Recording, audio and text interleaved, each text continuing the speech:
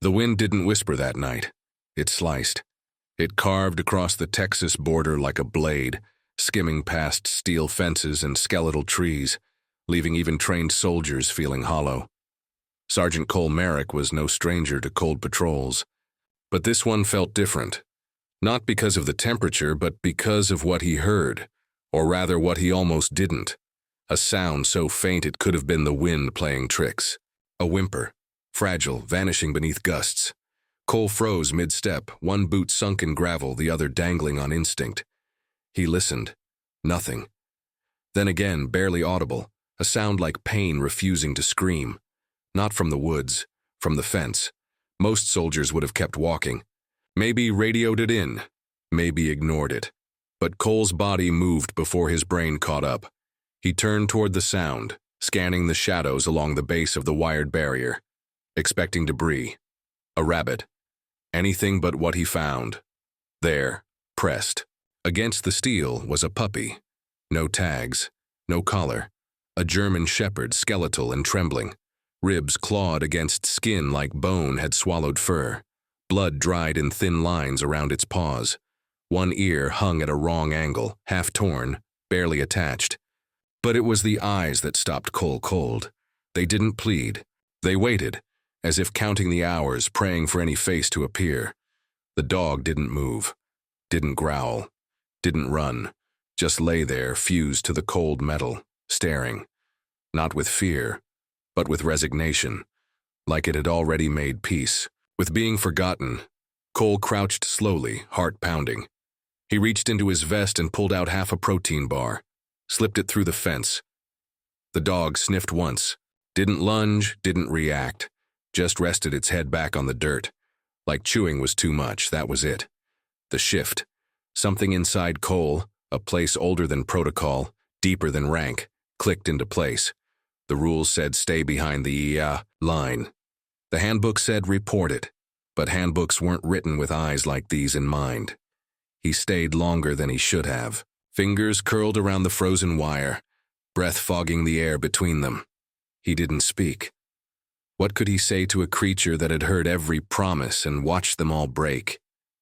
Eventually, the dark got darker. The kind that doesn't come from sunset, but from something else. Cole stood, walked away, bootsteps heavier now, not from gear, but from something else. Something he couldn't yet name.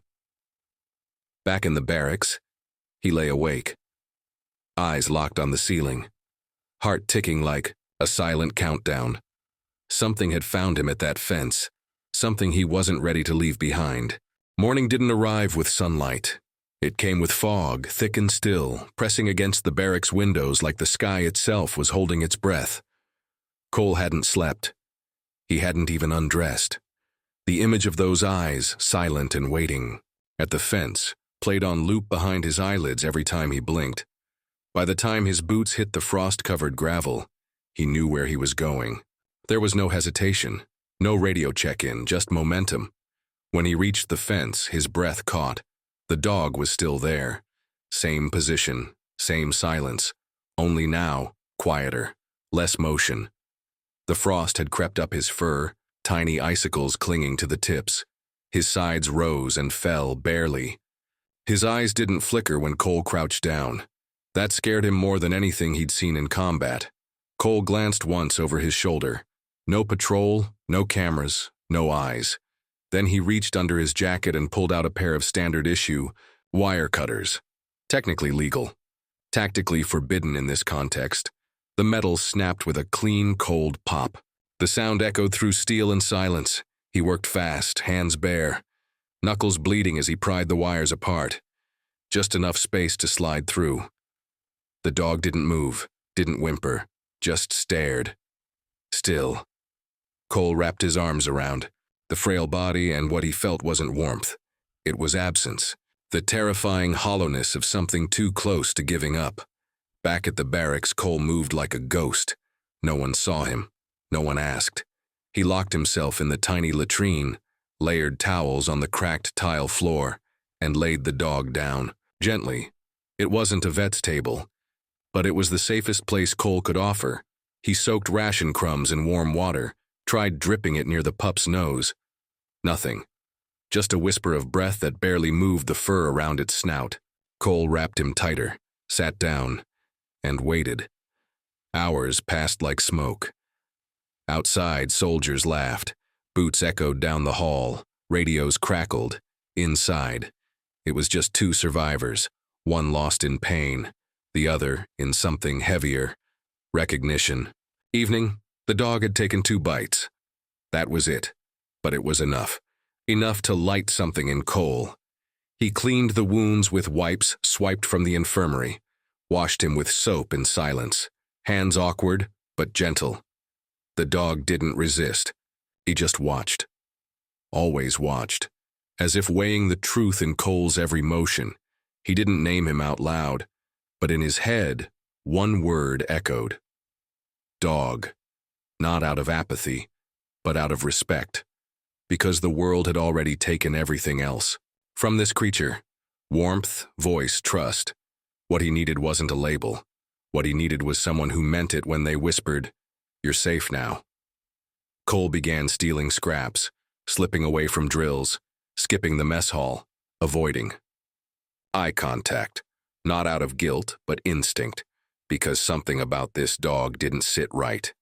The way he flinched at heavy boots, the way his body tensed at the sound of distant engines. Not learned fear, patterned trauma.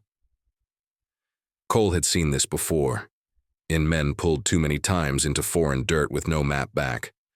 And slowly, a thought settled. In heavy as gravel, what if this isn't just a stray? What if dog isn't just a victim, but a witness? That night, Cole sat on the floor beside him. No leash, no command, just presence. Dog didn't curl toward him, but he didn't pull away either.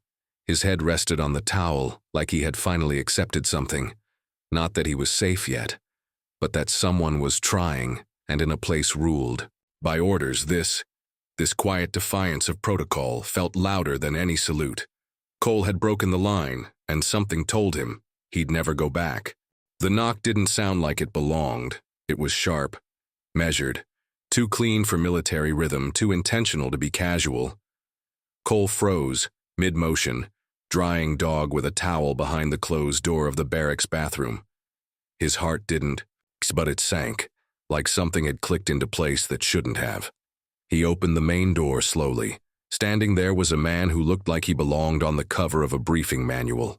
Clean-cut, dressed in black slacks, blacks, jacket, pressed lines, no insignia. Civilian, technically, but his posture said military. High clearance, zero hesitation. Inspection, the man said, flashing a badge so quickly it looked like sleight of hand. Cole barely caught a glimpse. Not a badge he recognized. And that said something. Cole stepped back, nodded. Room's clean, gears stowed. The man didn't respond, just walked in like he owned the air. Eyes sharp. Calculating. He scanned everything, the unmade bunk, the half-zipped duffel, the towel still damp near the crate. An empty crate. Cole's stomach clenched. From the laundry room came the faintest cough. Soft, wet, not human. The man tilted his head. Got a cold, Sergeant? Cole smirked. Dry air, old ducks, happens every winter. A beat. Then the man nodded once like they were playing chess and he'd decided to let Cole keep his pawn. This round, when the door shut behind him, Cole locked it. Twice. Then ducked into the laundry room and pulled dog out from behind the detergent bucket. Wrapped in a blanket, still trembling. He didn't bark, didn't even blink, just stared at Cole like he'd seen that kind of man before. And not in uniformed professionalism. More like in the nightmares of cages and needles. Later that night, the fear turned real. 300 hours. Cole was wide awake, staring at the ceiling, listening to dog's faint breathing from the corner. Then, headlights. Past the restricted fence. No, vehicles should be out there. Cole double-checked the schedule. Nothing logged, no drills. No transport. By morning, dog wouldn't eat, wouldn't move. Just sat in the corner, curled into himself, eyes scanning the hallway every time a boot stepped past. Cole's gut whispered a warning he'd learned to trust in foreign sand and backwater alleys. You're not paranoid. "You're late." He grabbed a flashlight and walked the perimeter alone, past the towers, beyond the last checkpoint. Mud squelched under his boots until he reached the exact patch of fence where he first found Dog. That's when he saw it. A strip of cloth, blood-stained, tactical grade, caught in the lower wire. Not fur, not weathered. Recent human. Next to it, boot prints. Not military issue. Heavy tread, wide sole. Speed over endurance, not hours. Cole crouched, ran his fingers along the edges. The fabric was torn, not cut. The blood hadn't dried completely. Whatever had happened recently. He scanned the terrain again, not with his eyes, with his instincts, and suddenly, it didn't feel empty. It felt watched. Back at the barracks, he moved more carefully. He kept Dog closer, avoided open windows, didn't speak to anyone unless he had to. The tension around him wasn't just his own anymore. It was Dog's, too. The way he jolted at metal clinks, the way he refused to walk past certain doorways. 1. Night Cole left the barracks just long enough to grab rations. When he returned, he found Dog wedged into the crawl space under his cot. Silent, eyes wide, a shallow pool of urine beneath him. No noise, just fear, like he'd seen a ghost. Cole didn't scold. He just sat down beside the bed, waited. Eventually, Dog crawled back out, slow, hesitant, and laid his head on Cole's boot. The base itself had grown quieter, too. Too quiet. Patrols thinned. Radios had longer silences. Even the mess hall chatter felt forced, staged. Then Cole noticed the van, unmarked, black, parked just outside the perimeter fence. No plates, no dust. And it hadn't moved for 2 days. He asked the guard at Tower 3 if they'd logged it. Didn't see anything. The soldier shrugged. Eyes flicked sideways. Too quick. Something was wrong. So Cole did what he hadn't done in years. Surveillance. Not in uniform. In silence. He traced the tire marks from the fence line to the far ridge, used a drone camera from the supply shed, low-altitude sweep, thermal filter. The van was empty, but 2 heat signatures rested just beyond the tree line. Human, stationary, and watching. Back in his quarters, Cole opened a locked chest he hadn't touched in a decade, pulled out an encrypted drive, a set of maps, and a small sidearm. He didn't know yet what Dog had escaped from, but he knew this much. Dog wasn't hiding from a past. He was hiding from people who weren't finished with him. And now, they were watching both of them. It had found them again. Cole waited until the barracks fell silent. No boots, no banter.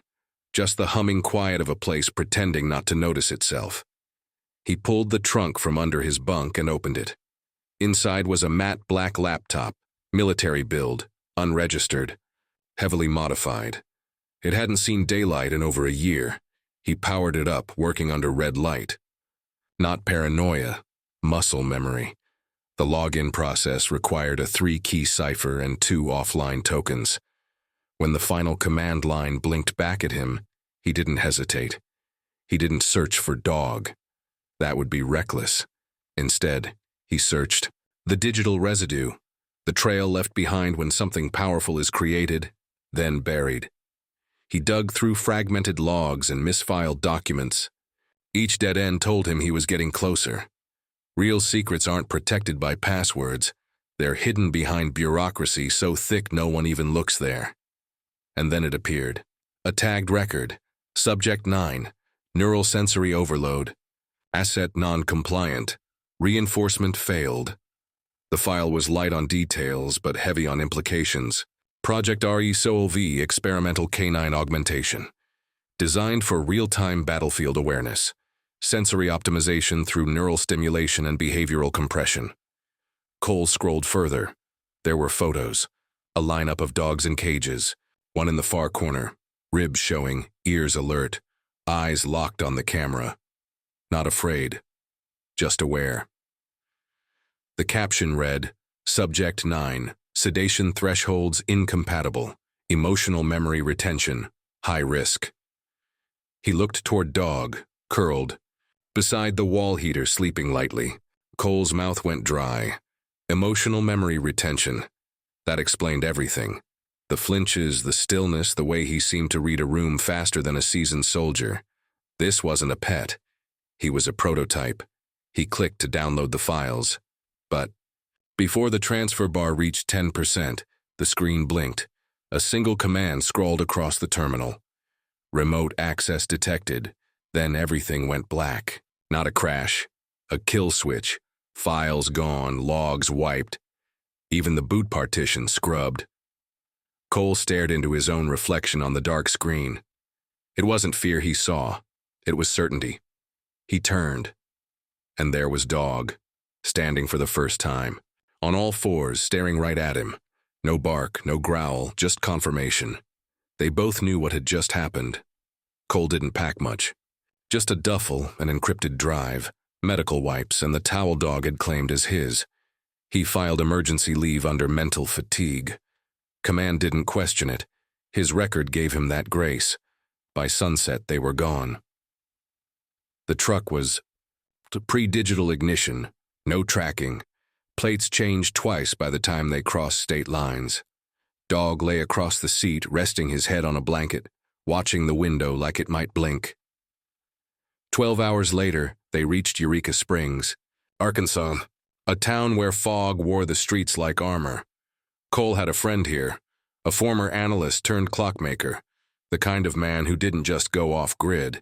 He taught others how to disappear. The cabin sat near a frozen lake. Remote. Quiet.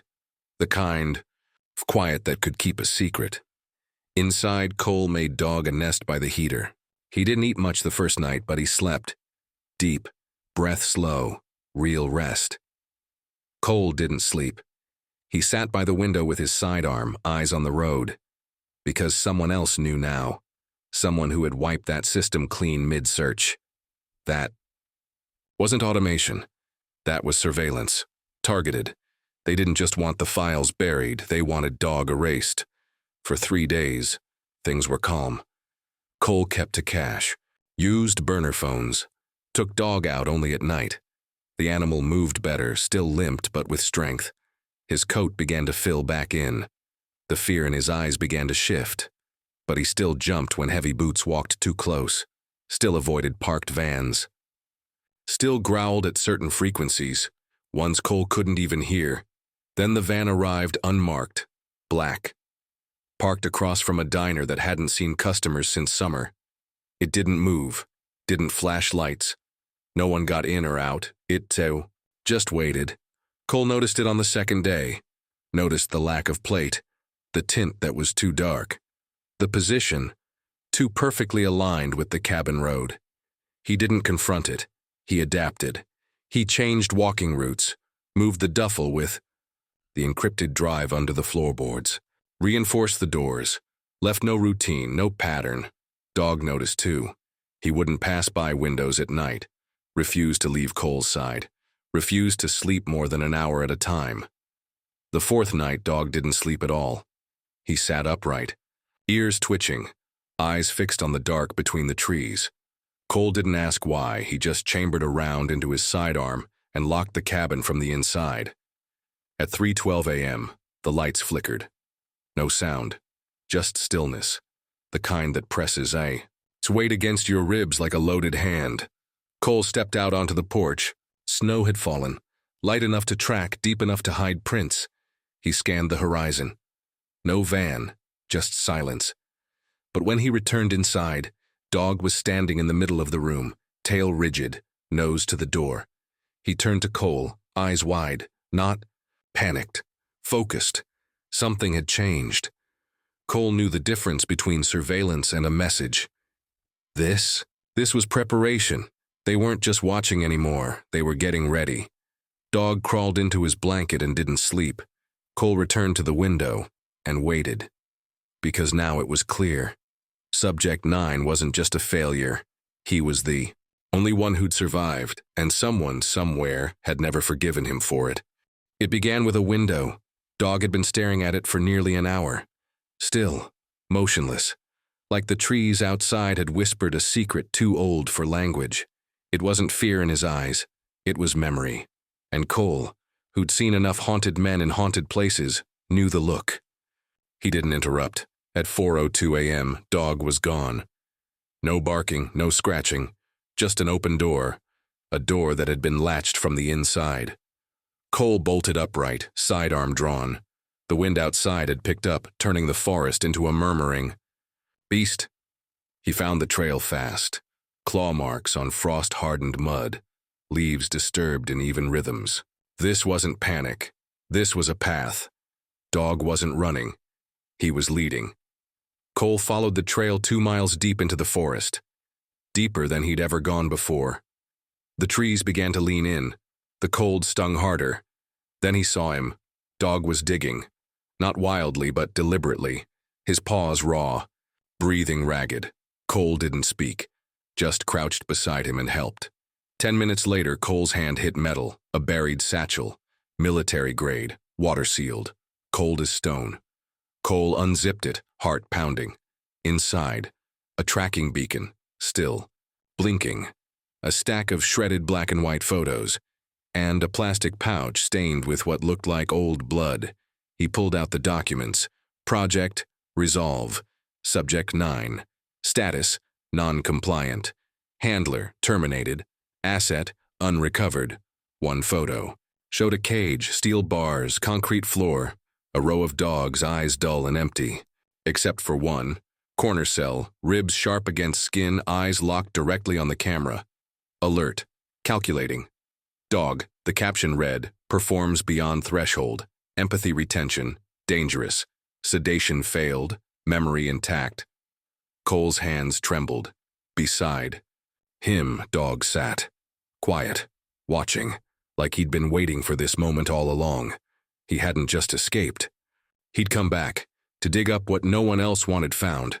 Cole repacked the satchel, wrapped the tracker in foil, and slung the rifle back over his shoulder. "We're done hiding," he whispered. Back at the cabin, he secured the satchel under a loose floorboard and wrote coordinates on a slip of paper.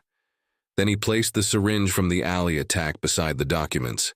He was assembling a story. One built not on theories, but proof. And then he made the call. A voice answered on the second ring.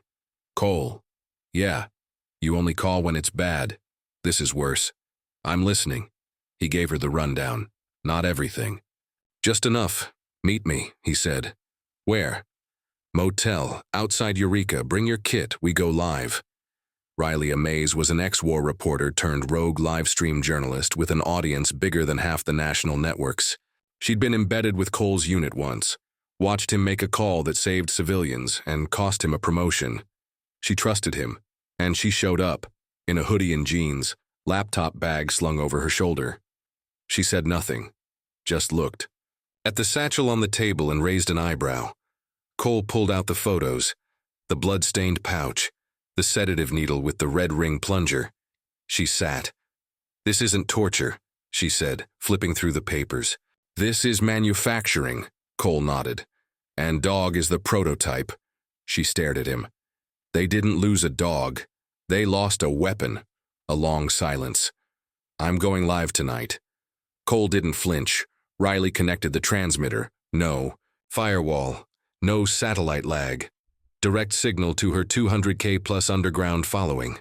The kind that knew how to fan flames. Cole sat by the door, rifle within reach. Dog curled up at the center of the room, still. For the first time in days, he slept. Like, he understood what was coming. At midnight, the stream went live. By morning, nothing would be the same again. The stream launched at exactly midnight. No music, no introduction. Just Riley's voice, steady, low, serious. She began with a single image. Dog in the cage, ribs exposed, eyes glowing in grayscale. Then came the documents, one by one. Redacted. Reports. Failed sedation logs. Subject 9. A blood-stained termination notice for a handler. The needle left behind during the alley attack. Each frame told a story no one wanted told. Within the first hour, the chat flooded. Then Reddit caught it. Then Twitter. Chuck Dog deserves justice trended worldwide before dawn. By morning, major news outlets were forced to cover it. They spun it cautiously. Unverified reports, alleged classified project, possible military overreach. But Riley had receipts, time-stamped files, eyewitness footage, proof. Veterans began posting photos with their service dogs calling for accountability. K-9 handlers spoke out, some anonymously, some defiantly. Pet owners shared images of their rescues, tagging agencies with demands. The country didn't just care, it was furious. By noon, a congressional subcommittee issued an emergency call for a hearing. That evening, a military spokesperson stood in front of cameras and said the words, "Every survivor of silence waits to hear. We are opening an internal investigation." But Cole and Dog weren't watching. They were already gone. Back in Eureka Springs, the cabin waited. No longer a hideout. Not anymore. Cole stood on the porch as the fog rolled in across the lake. He no longer checked the road every 5 minutes. He no longer slept with one eye open. Not because the danger was gone, but because the truth was out. And once the truth breathes, it never goes back into hiding. Dog moved with a new gait, still cautious, still alert, but no limp. His steps were even, his tail didn't tuck. He ran that morning, not away, but toward the lake, toward the trees, toward something that felt like peace. Cole watched in silence. No orders, no calls, no mission, just presence. The quiet between them no longer buzzed with what-ifs. It pulsed with something steadier, survival, trust, memory that hadn't been erased and refused to be. Riley texted once that week. "Congress wants testimony. You ready?" Cole replied with a photo. Dog sleeping in a patch of sunlight by the fire. Not yet, but we're not done.